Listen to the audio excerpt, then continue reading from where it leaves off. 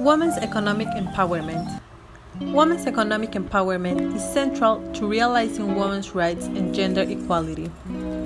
Women's economic empowerment includes women's ability to participate equally in existing markets, their access to and control over productive resources, access to decent work, control over their own time, lives, and bodies, and increased voice, agency, and meaningful participation in economic decision-making at all levels from the household to international institutions.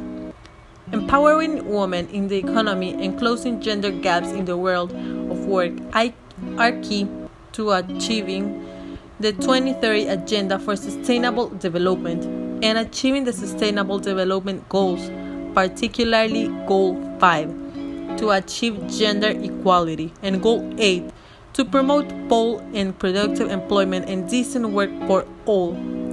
Also, Goal 1 on ending poverty, Goal 2 on food security, Goal 3 on ensuring health, and Goal 10 on reducing inequalities. When more women work, economies grow. Women's economic empowerment boosts productivity, increases economic diversification and income equality in addition to other positive development outcomes. Increasing women's and girls' educational attainment contributes to women's economic empowerment and more inclusive economic growth.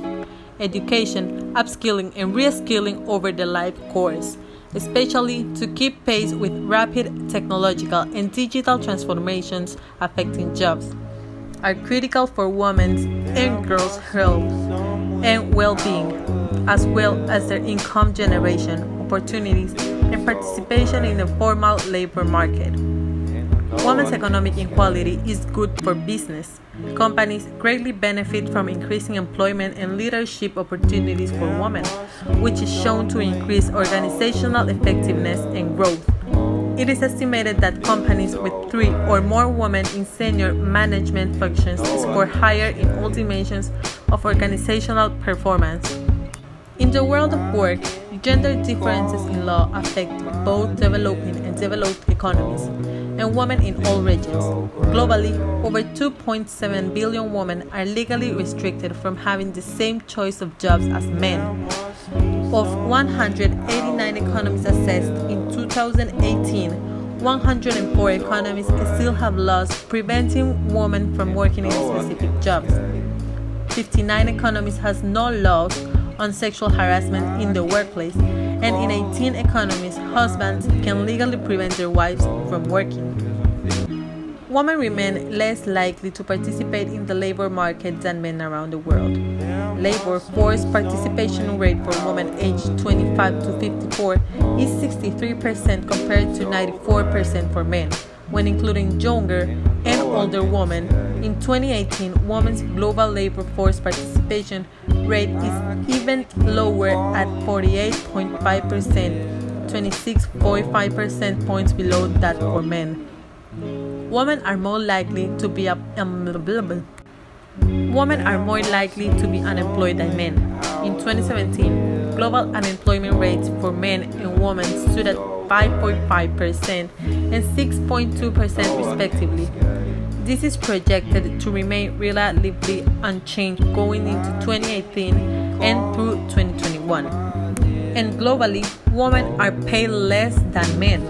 The gender wage gap is estimated to be 23%.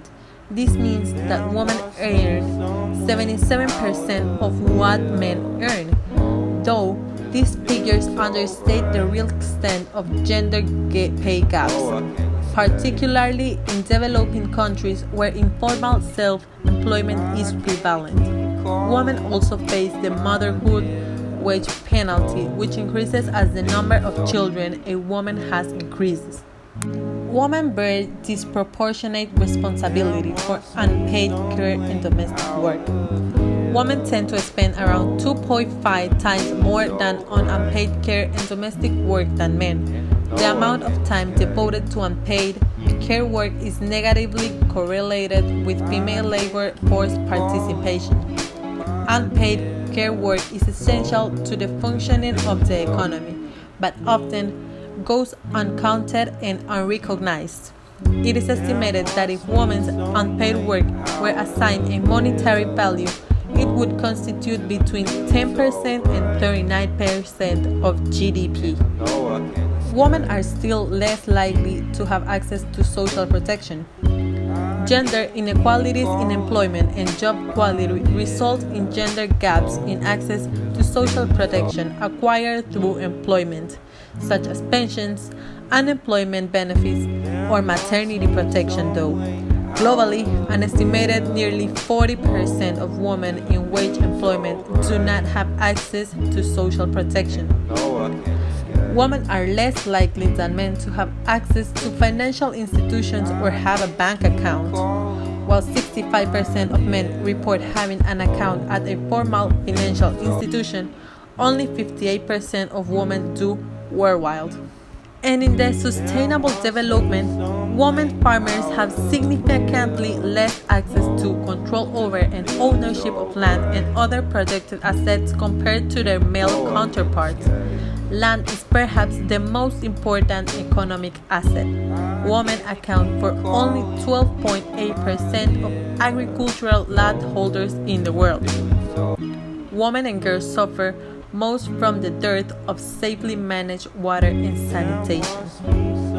Women and girls are responsible for water collection in 80% of households without access to water on premises. Menstrual hygiene management is difficult to absence of water, soap, and gender-responsive sanitization facilities, whether at home, school, or work. So we can say women are the primary caretakers of children and elders in every country of the world. International studies demonstrate that when the economy and political organizations of a society change, women can take the lead in helping the family to adjust to new realities and challenges. Thank you.